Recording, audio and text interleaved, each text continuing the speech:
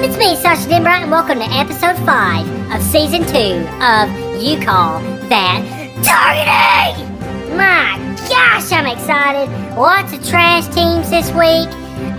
Just a lot of goodies to talk about, and we got a lot of questions. So let's get right into it. We're going to recap this last week. Penn State beats Auburn. Me and Mike both seen that one coming. And then Texas A&M beats Miami. Mike picked A&M, I picked Miami, so I sucked on that one. And then the game of the week, I was the only one to pick Oregon. Earl and Mike picked BYU, so they're nothing but garbage. So the new total now, Mike in the regular picks is up 7-3 on me, and then in the game of the week picks, I finally got one, and then Mike has one and Earl has two. So there you go. There's the short little recap there. We're gonna just jump right in.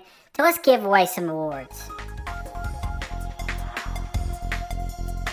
Alright, so my team of the week, I'm going to go with the Oregon Ducks. My goodness, I mean, just a great performance. Bo Nix actually didn't throw an interception, which is kind of sad for the kids at the Children's Hospital because I didn't get to donate an extra $1. But my gosh, 41-20 over BYU. They are my team of the week. What about you, Mike? I have to go with the Georgia Bulldogs again. I mean, they beat South Carolina on the road, and I know South Carolina's not no powerhouse, but I mean that's a tough environment to play in, and they beat them 48-7. It was like it was never even a game. I think Georgia is in a league of their own. I would fully agree with you. Georgia just looks absolutely unstoppable. But now we got to talk some trash teams, and we got a decent bit of trash teams. Starting out with Nebraska, they hired an interim coach. I guess they thought that might could spark them, Scott Frost being gone. No, it didn't help. They lost 49-14 to Oklahoma. Nothing but garbage team in Nebraska. I wouldn't coach that team if they gave me, let's see. They could probably offer me $15 million a year and I wouldn't do it. Anyways, next, Northwestern loses to Southern Illinois. Here's Northwestern. My gosh, what's wrong with me? Northwestern, they were my team of the week, I believe, on the first episode because they beat Nebraska.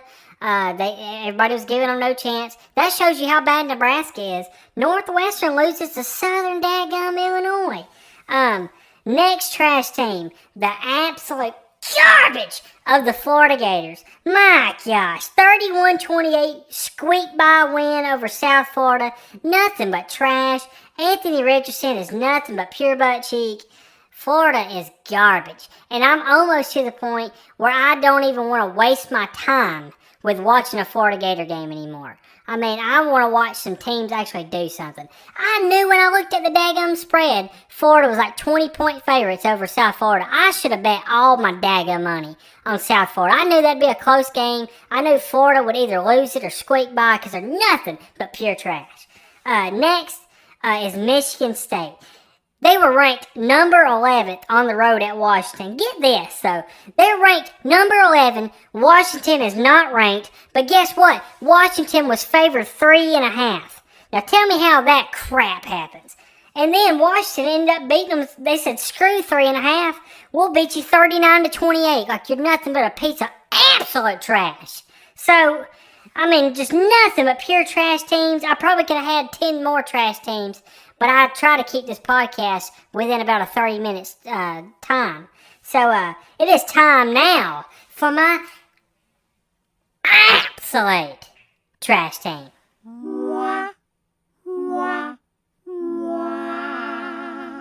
My absolute trash team of the week goes to the Auburn Tigers.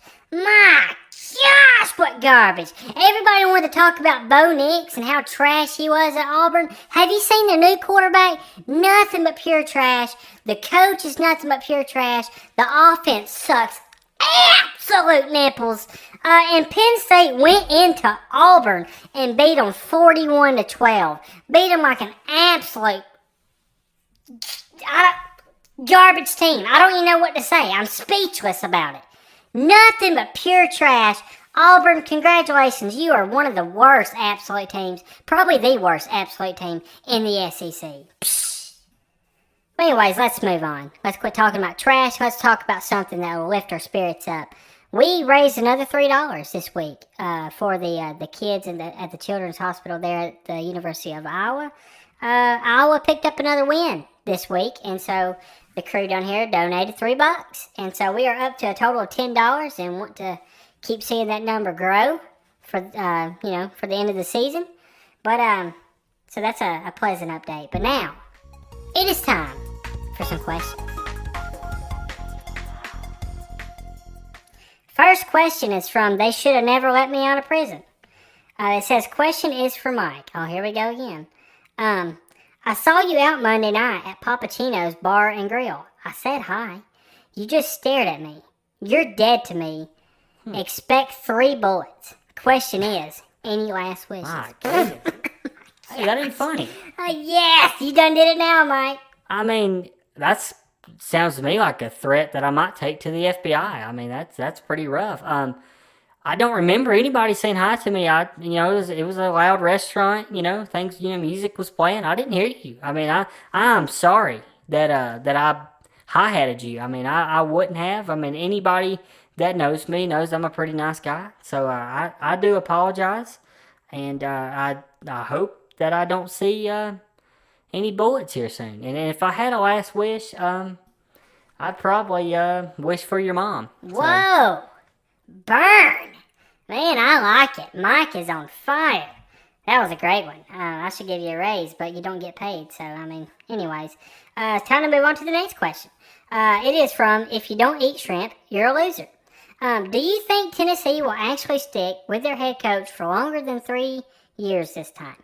Also, who would win in a triple threat street fight between Lane Kiffin, Butch Jones, and Jeremy Pruitt? Well, first of all, it is Lane Kiffin. I don't know where the Kiffin comes from. People just really get that screwed up. I guess to answer your first question, Tennessee will keep Josh Heupel longer because he was there last year. He's there this year. I think they're going to have one of the better seasons that Tennessee's had in a long time. I think they're going to beat, well, I kind of gave away one of my picks later. I think they're going to beat Tennessee. Beat themselves. My gosh, I'm an idiot. I think they're going to beat Florida is what I meant. And, so I think they will keep him longer than 3 years because after next year, it will be longer than 3 years. And I don't see him getting fired unless he, does something stupid like Jeremy Pruitt. And now about the triple threat fight, I would say Lane Kiffin is he's too worried about his image. He's kind of wanting to be a cool guy. I don't see him getting just how do you say it? I can't picture him just breaking the rules really and doing what a street fight needs to do. I can't see him throwing sand in the eyes or punching in the balls. But I will say I can't see Butch Jones doing that. He's nothing but an idiot. Jeremy Pruitt would probably just try to pay both of them to not hurt them. But yeah, I think Butch Jones takes that one, no doubt. Next question is from Dookie Smears and Pickle Spears. Would you rather have the smell of poo-poo on your index fingers for the rest of your life or be a Notre Dame fan? Either way, your life would suck butt cheek meat. What are you laughing at? Oh, man, it's so true. I don't know which one I'd rather have because, I think I would rather just have the smell of poo-poo on my fingers because being a Notre Dame fan, as I've seen this year, you have went through it already, and we're 3 games into the season. So, yeah, I'm picking the poop on the fingers. Well, you're an idiot. Of course I'm going to pick Notre Dame. I don't care. We've had a bad start this season, but I've never had so much joy in calling myself a Notre Dame fan. I'm proud to be a Fighting Irish fan, and you can absolutely suck my nipples because I don't even care. I don't even care. You don't even cheer for a team. You have no passion. All you do is care about football. You care about the statistics and all that stuff. My gosh, you're nothing but an idiot. Get behind a team, and I'm going to stick with my Notre Dame Fighting Irish. I don't care if they lose every other game this year. I don't care if they're my absolute trash team every week. I'm a Notre Dame fan through and through. It's in my blood, and go Irish, And Mike, you can take a hike. Anyways, moving on. This question is from Foot Fungus Fiesta. He asked, how do you like Akron punter with a slick fake out punt? Don't believe I've ever seen anything like that. And then he says also, I'm going to throw in a food question like the absolute trash squatch caller does. Psh, does pineapple belong on pizza? Okay, so couple of things to break down here. I saw the fake punt. I don't know if I'd call it a fake punt. I think it was a reaction. I mean, I think he was going to kick it. He saw the Tennessee, defender coming to block it. He scooted out of the way with a cool, awesome move. Something like I hit Tig's mom with at prom. And, yeah, I mean, he was slick about it, no doubt. And that was probably the best play Akron had all game. But I don't think it was, really, like, planned out. I think it just happened in the moment. And he showed that he's pretty athletic. And then, does pineapple belong on pizza? I'm going to say no to that one.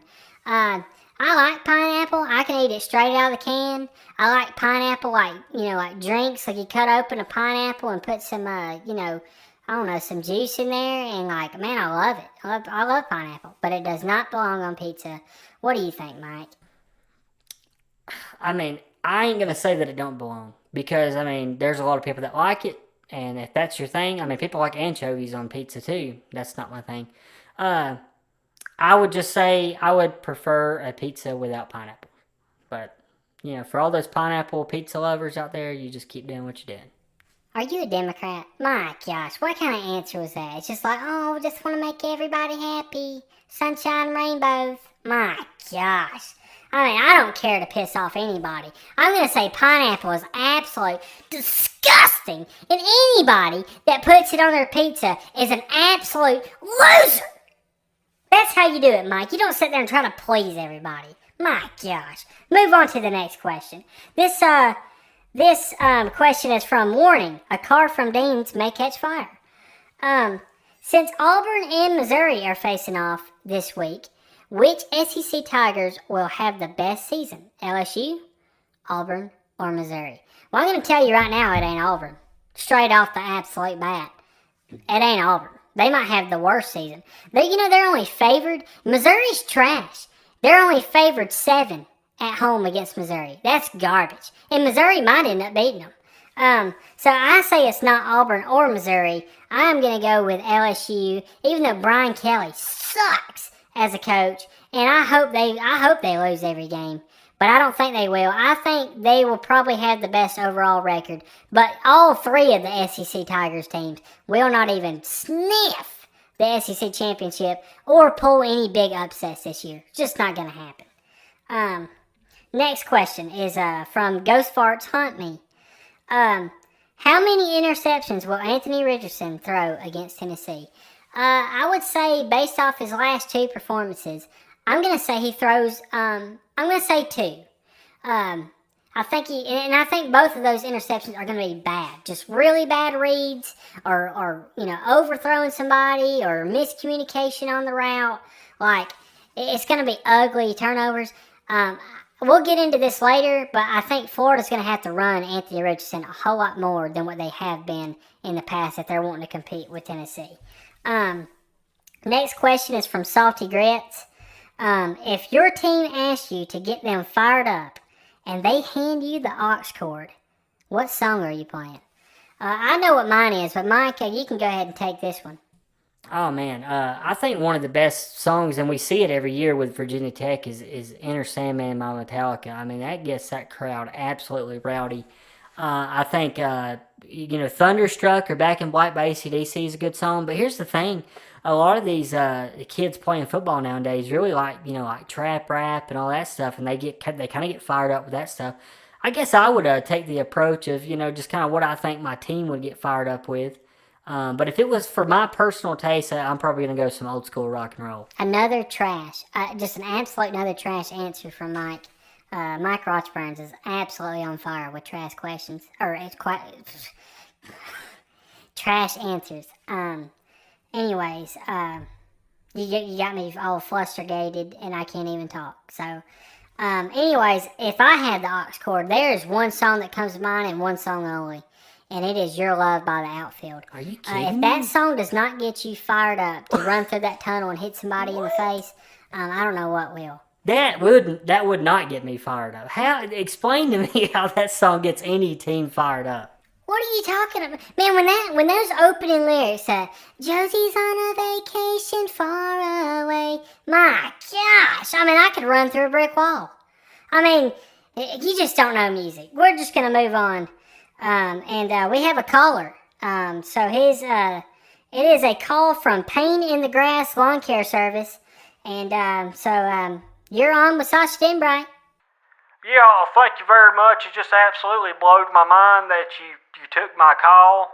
I'm just a huge fan of you, Sasha. This podcast is just it makes my absolute week every time I hear it. But I have to call you and say that you've been talking up that Notre Dame Fighting Irish, and you've been acting like everybody has to watch them, and you tune in. So I took time out of my last Saturday. And I took my time to turn on my television, and I tell you what, I didn't like what I seen.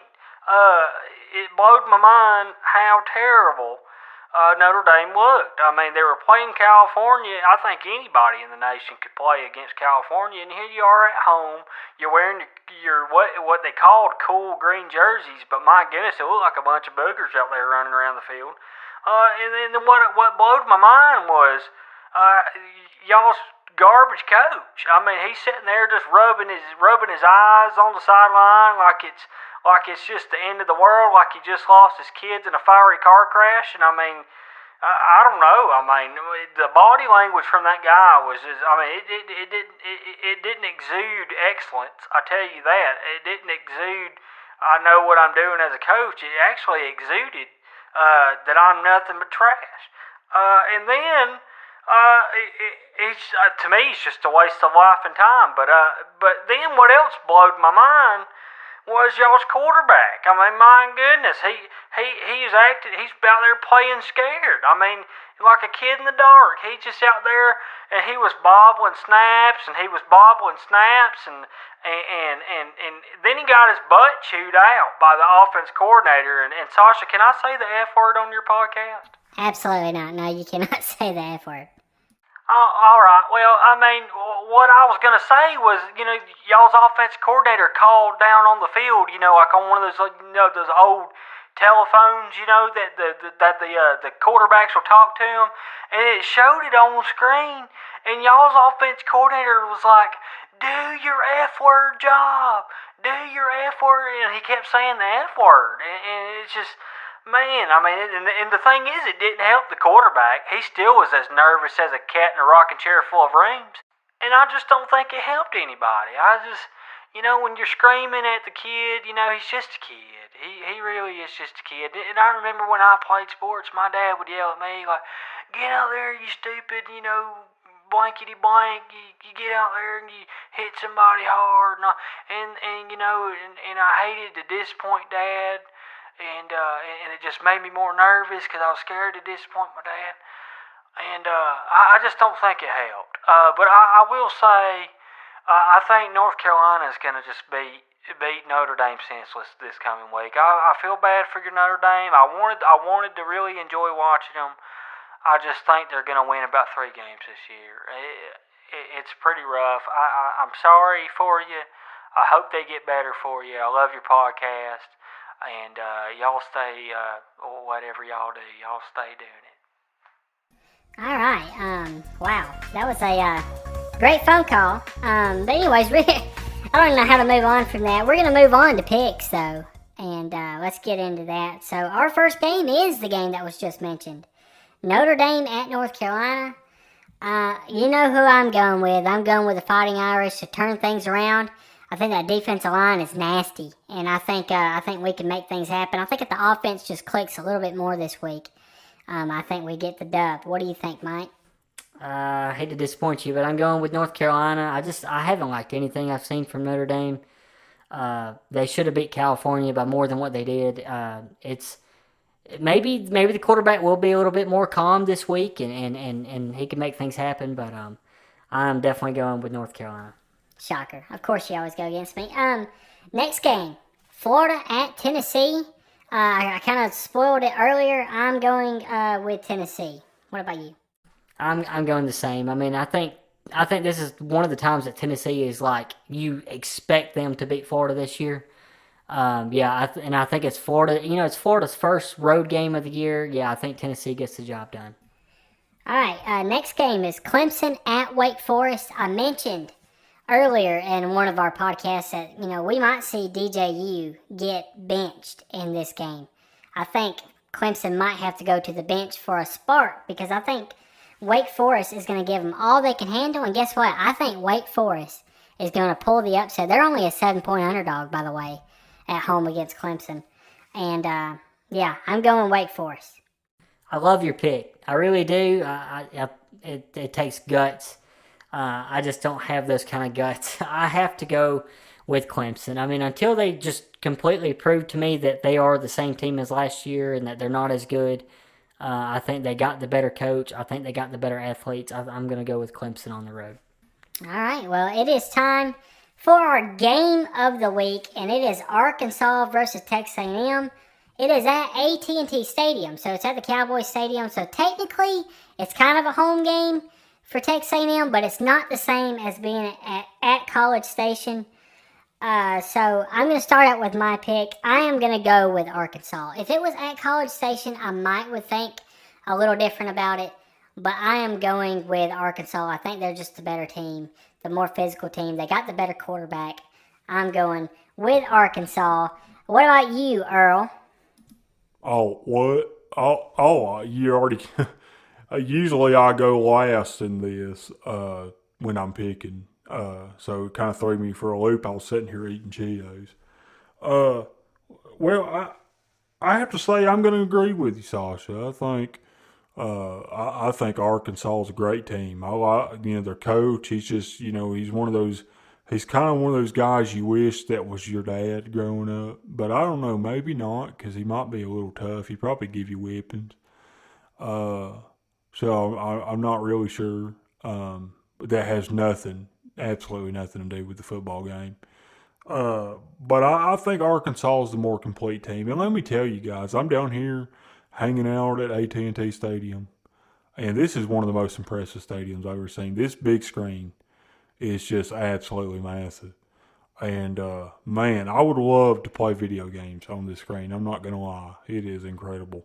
But, yeah, there's my pick. I'm going with Arkansas, and I'm going to keep eating my Cheetos. All right, well, I guess I'm the last one. I'm going to disagree with both of you. I'm going with Texas A&M. I think they, that win against Miami kind of helped their spirits a little bit after losing to App State. And I think they get the job done. I think it's going to be a great SEC game. I think this will actually really live up to the game of the week. I could see this coming down to the last play. All right, there you have it. That's it. That's all we got for the podcast. Can't wait to watch some football this week. And y'all guys have a great week. And thanks for listening. And have a good night.